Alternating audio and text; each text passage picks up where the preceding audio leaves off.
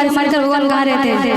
कुछ लोग कहेंगे कैलाश पर्वत पे रहते हैं, कुछ लोग कहते हैं शमशान में रहते हैं। वो तो शंकर भगवान है, वो पूरे तीनों लोगों के राजा हैं, वो कहीं भी रह सकते हैं। लेकिन हम सभी जानते हैं कि शमशान में सब कहते हैं कि डर लगता है, भूत है, प्रेत है, लेकिन सबको ये नहीं पता है कि भूत प्रेत से बड़े हमारे शंकर भगवान हैं।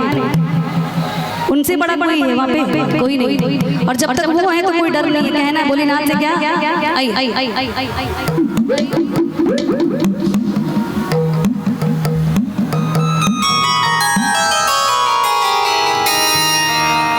होली खेले मसाने में,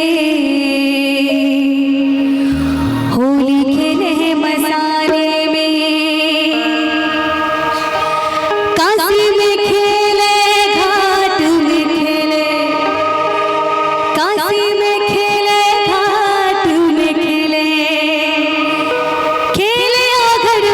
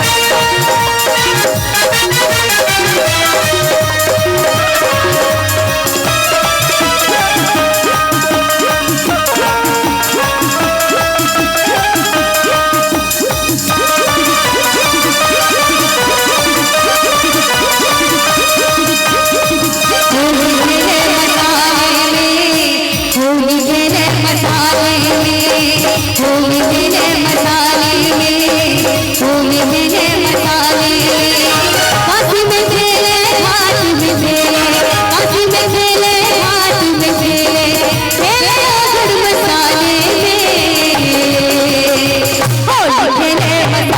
होली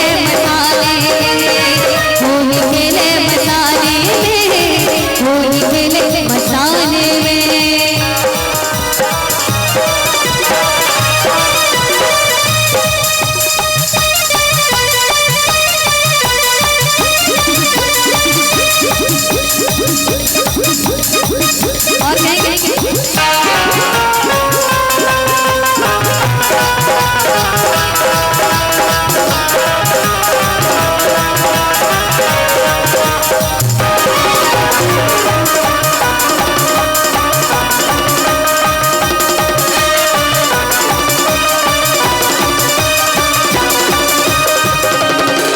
आइए भस्म लगाए शंकर विष बड़ा अड़भंगा है।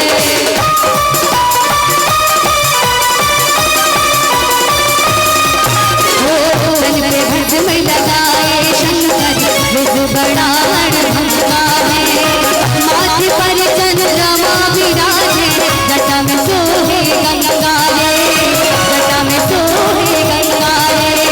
खोल दिया है तीन खोल दिया है